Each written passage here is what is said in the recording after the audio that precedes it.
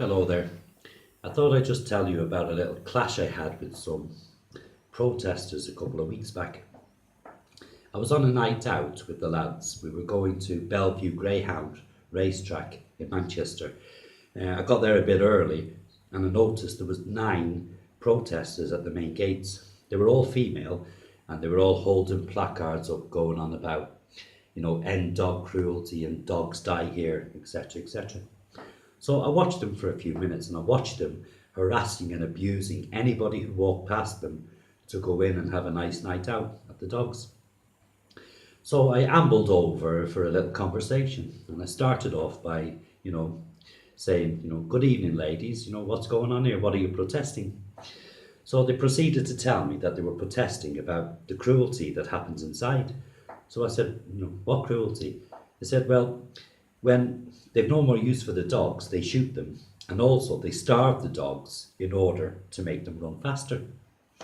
So I said, oh, that sounds terrible. I had no idea that that's what goes on in here. I've never been here. This is my first time.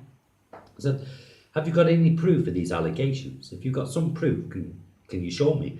And if you can show me some proof of what you say is true, then not only will I not go in, I'll actually join you in protest. They said, well, we haven't got any proof on us, but it's easy enough to find if you want to find it. I said, so you're stood here making allegations that you've got no proof for. Because if you had proof, what you could do is you could take that proof, whether it's video proof or witness testimony, and take it to the RSPCA, and they would investigate. And if they find out that what you're saying is true, they could come and shut the place down. And then nobody could come here, so you wouldn't have to waste your Friday night stood here in the cold. So the thing is, they carried on then by saying, well, we don't need proof. Everybody knows what goes on here. I said, well, you saying that everybody knows what goes on isn't proof of anything. The only proof I can see as I stand here is that you're harassing and abusing hard-working people who've worked hard all week and who want to come and have a night out. You're harassing them as they try to take part in a legal activity. Because in the UK, greyhound racing is legal. So you're abusing and harassing people in pursuit of a legal activity. Now, if I was to go, for instance, and stand outside a mosque with a placard and I was to harass or abuse people that were legally going into the mosque to pray, to carry out a legal activity, I would be arrested on the spot. And it's only the same as what we're doing. What I would be doing and what you're doing now is the same thing. We would be abusing people because we believe that although it's a legal activity, so greyhound racing is a legal activity that you believe leads to cruelty, and me praying to Allah in Islam is a legal activity which I believe, leads to cruelty. That was it. The abuse started to mount. Okay, so one of them pipes up, well, just because something's legal, it doesn't mean it's moral. And I agree with you 100%, love. There's many things in this country that are legal which are immoral. For instance, abortion.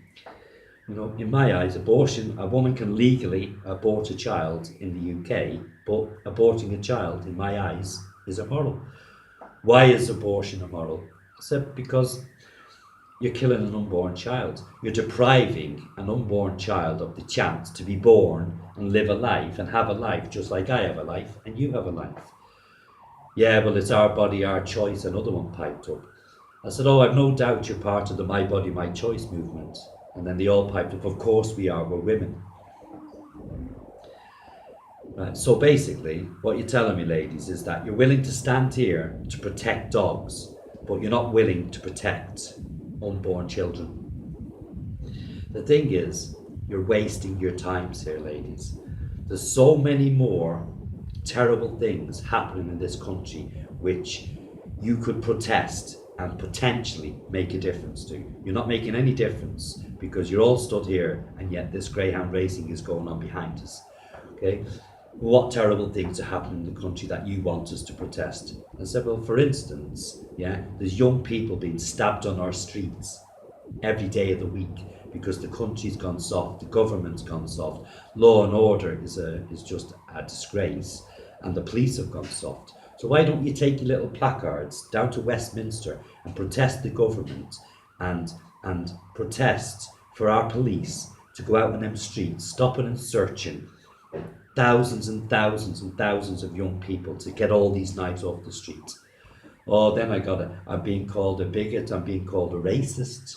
I don't know why I was being called a racist. I didn't ask for the police to go out and target any particular colour or any particular race. I asked them to go out and stop all young people. So anyway, the abuse is carrying on, and in the midst of it, I heard it.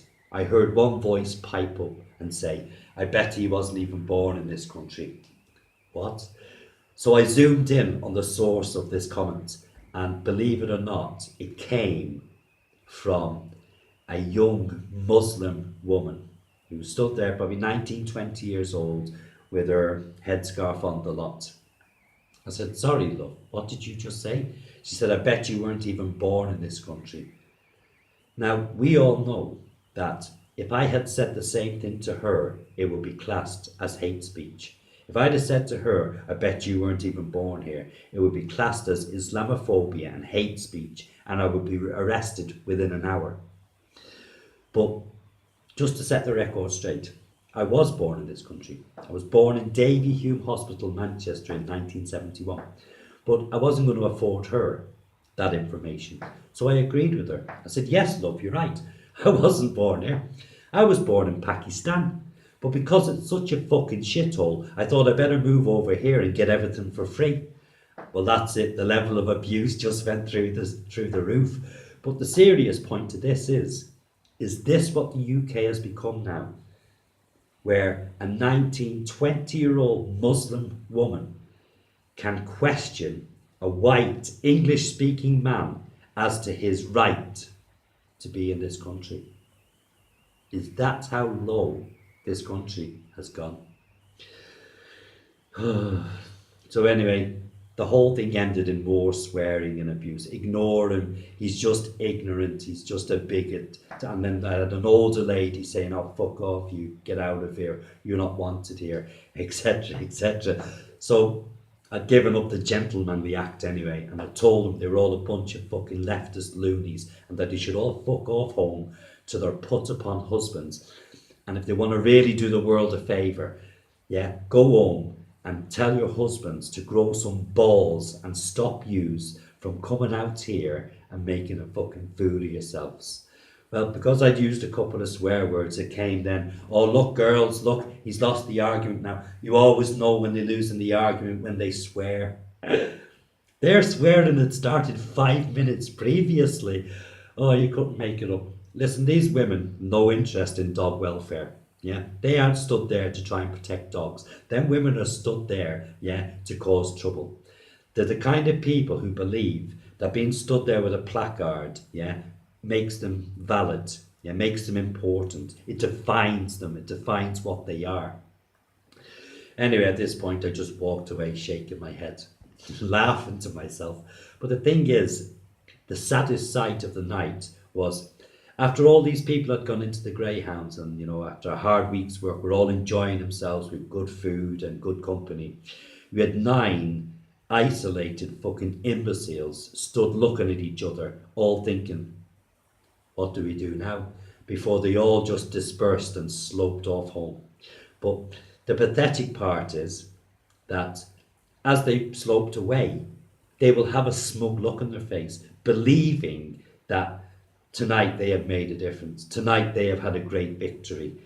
Because these idiots are so heavily indoctrinated. They cannot see the wood for the trees.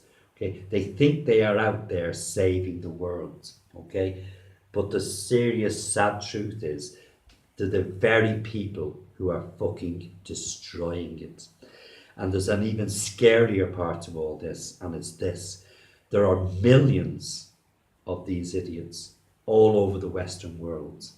Not only are there millions of them, there are so many intelligent people who should and do know better pandering to them, agreeing with them simply because they don't want to go against them for the fear of being labelled. So anybody speaking the truth, anybody saying it as it is, right, is being shouted down as a racist, as an Islamophobe, as an anti-Semitic, as a homophobe, as a bigot. And it's just getting worse and worse. And the number of voices willing to say it as it is, the number of voices that count, voices in power, voices with influence that are willing to say it as it is shrinking and shrinking and shrinking. And it's just a scary place we are at the moment, because for thousands of years the Western world has its own way of living, its own belief structures, its own culture, and it's being eroded and eroded and eroded by strangers from the East. And it's purposely being allowed to happen. Don't know what the ulterior motive is, whether it's just a whole globalization of the whole world, I don't know, but it's purposely being allowed to happen. And the longer it goes on, the more difficult it's going to be to retrieve the situation. I don't know the answer, but I know that part of the answer could be this: the men in the Western world need to grow some balls back, and they need to get their women and their sons and their daughters in check. Okay, need to get them back in line in order to retrieve, or hopefully help to retrieve, this situation before it's too late. Till next time, take care of yourselves.